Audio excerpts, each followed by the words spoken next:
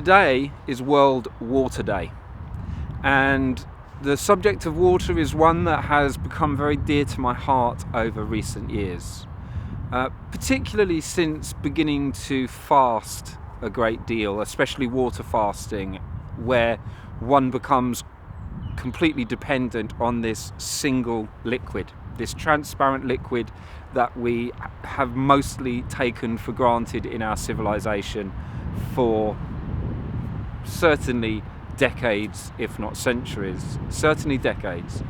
Because since the advent of the water system and the sewage systems that have allowed us to literally shit in our own water supply, we have kind of come to take for granted what it is to have clear running water arriving in our homes. And today, the state of water is really something to feel concerned about, because our water is full of glyphosate and heavy agricultural pesticides and chemicals. Our water at the tap in our homes is full of drugs, of medicines, of antidepressants, of hormones, of statins. When people choose to medicate themselves via the pharmaceutical company, they are not just medicating themselves, they are medicating absolutely everyone, because we all get this in our water supply. And there have been, for me, very persuasive experiments demonstrating the memory of water in recent years. It started with Masaru Emoto and his pictures of ice crystals, and that work has been sometimes denigrated by others as if it was just a chance thing, and yet there have been so many supplementary experiments demonstrating that indeed water has this incredible capacity for memory. Water is not simply H2O. Maybe it could be. Distilled, fresh, destructured water is akin to H2O, and yet there is this fourth phase of water, which is sometimes referred to as easy water. It's what explains how water, through capillary action, is able to climb enormous heights to the tops of trees. It explains how water is able to, and blood is able to circulate around our body with a pump that would be massively insufficient to actually drive through pressure blood around our entire system. This fourth phase of water is only really just becoming understood in recent years, and yet it's still far absent from textbooks and barely mentioned anywhere. Water has this ability to be structured, or this, I don't know if it's even really an ability, it's part of its nature.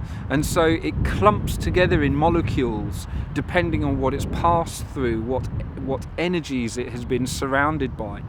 And for me, it's been demonstrated beyond any shadow of a doubt that water is responsive to the thoughts that we have, the vibrations, the electromagnetic fields that it's subjected to. So for the last few years, I've been enacting a water ritual. There have been periods where it's been absolutely every day. Sometimes I just don't have the time for it. But I now relate to water as a conscious entity.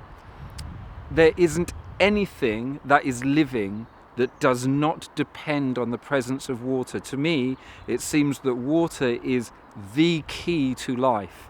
It is present in every living organism, apart from, perhaps, I believe there are some salt-based creatures that exist in the depths of the earth, in volcanic, sulfuric, zones. But other than that, it is present in every other living organism. It is the single sign of life that astronomers are searching for on other planets and in space.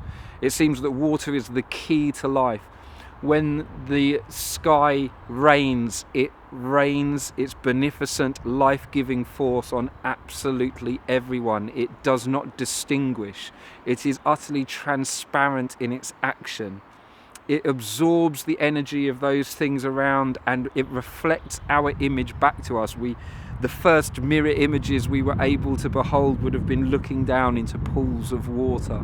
So it has this reflective capacity, it has this fluid, liquid capacity. Water behaves in ways that no other substance on Earth does, in the way that it expands when it freezes. Have I got that around the right way? Or it contracts when it freezes. But it behaves in this bizarre way which is unlike any other material on Earth, the way it reacts when it evaporates. Water is this unbelievable thing. And so I began doing this kind of water ritual, spinning water through magnets, and then I felt called to, as time went on, it occurred to me that this actually is something that responds to the way I think and feel.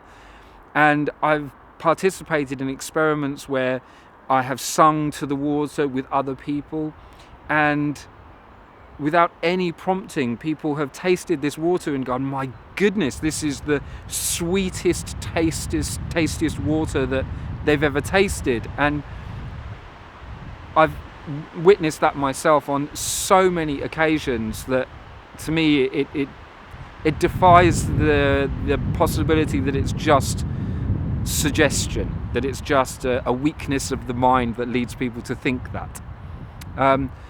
My own experience of my health, as I've increased the awareness that I have in relationship to water, is undeniable. And the ability for water to sustain us for days, my biggest fast so far was 23 days, and most people think that it's not possible to even fast for that long, let alone to feel as incredible as I did.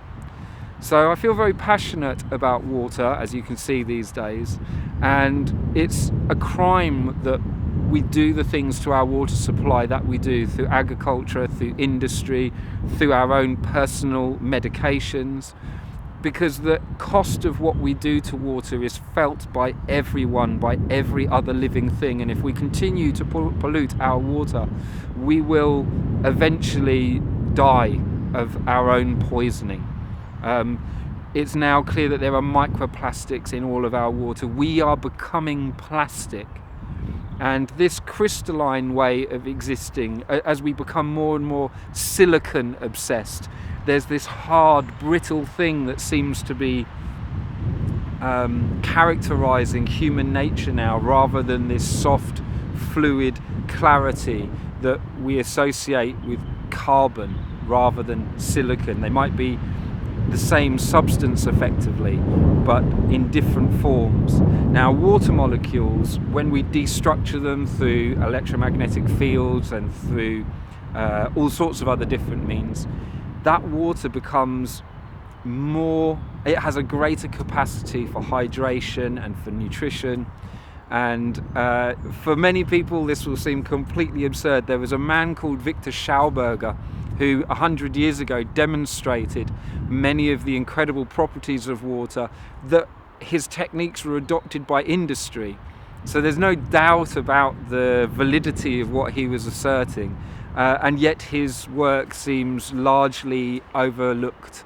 And it's really incredible, because there's this stubbornness in the determination, the industrial determination of modern humans to disregard anything that they think seems superfluous or crazy, and yet we're coming to appreciate more and more that these subtle natural energies have a great validity.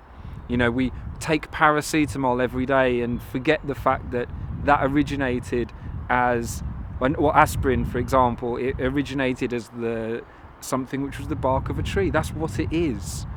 And people advocated that as a cure for headaches for centuries, possibly millennia. And herbalism today is scoffed at, and yet it is the very root of all the medicines that we use today. So let's not overlook water. Water is something that we utterly depend on. And so with all my heart today, I can say that I am celebrating World Water Day.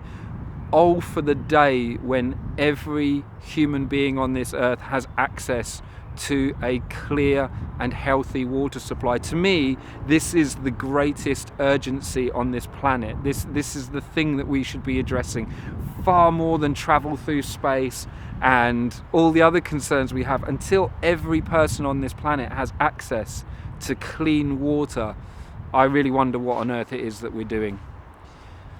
So today I'm celebrating World Water Day, and I hope you do too.